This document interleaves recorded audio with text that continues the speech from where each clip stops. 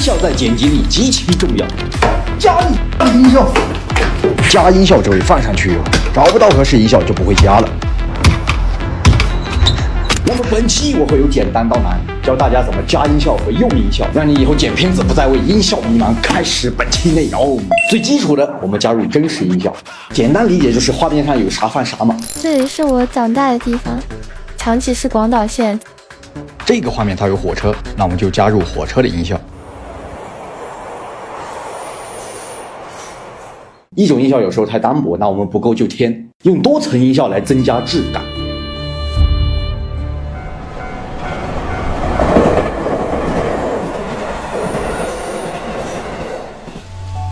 在我们村庄，每天都能走在林间小路，沐浴在辐射的海洋。加入设计音效，就是那些转场音效啊、上升音效等等。这些音效啊，一般都是后期调出来，我们可以用在显眼镜头或者是转场的地方，用来增强节奏和情绪。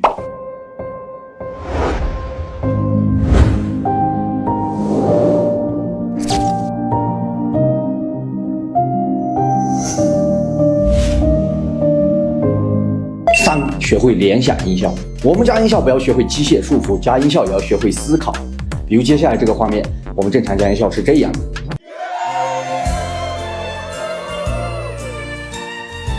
是不是感觉画面氛围不够强？那我们可以加入彩带飘落的音效。那么现实中彩带落下它是没有声音的，我们可以用沙粒洒落或者树叶摩擦来代替。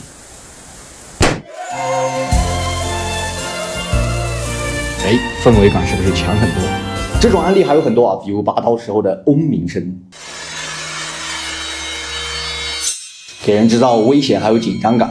OK 啊，那么看到这里，大家是不是对加音效都有自己的想法了？那么以上说的都是怎么加音效，其实音效还有很多丰富的用法。如果你学会了加工和修改音效，那么你玩音效会相当的灵活。简单案例啊，我们演口播是不是会经常遇到这样跳花字的综艺效果？我们可以搜索这个音效来跳字体，但你也不能整段都是这个音效。男人要生好就要活肾宝，活了以后比较病快，比留下高。同一个音效反复出现，容易听觉疲劳。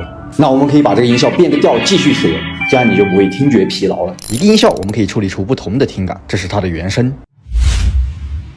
我们可以慢放、加速、低音调、高音调，还有倒放，甚至是你结合使用。这是原声。我把这个音效先倒放，然后减速，再调高音调，它们都会产生不同的听感，变成一种新的音效，自己多动手尝试一下。那么学会这招，一个音效就够你玩出很多花样。还有一种是音量变化，它能更好的塑造出空间感，只需要记住一句话：近大远小。我们正常加脚步声是不是这样加？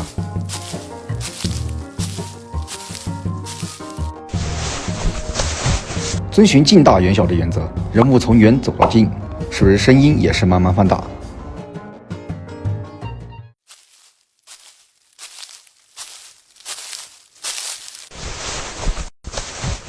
我们就把自己想成观众，画面镜头在哪，你的耳朵就在哪。再举例一个片段，这是一段汽车引擎的音效，直接放上去感觉片子也还行，但声音缺少了点层次感。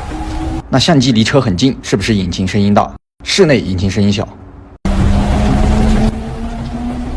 但是外面下着雨，可以突出雨点落在车窗上的声音。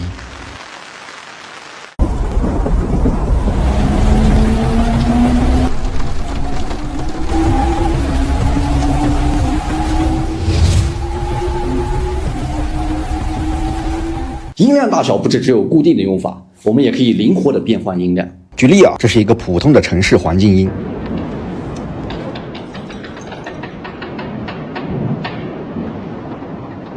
我们可以通过简单的音量变换，由小到大，再回到正常，让音效变得更有意思。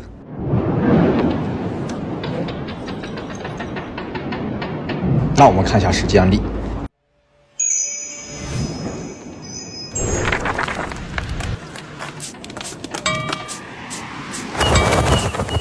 你有试过在300米的高空俯瞰昆明这座城市吗？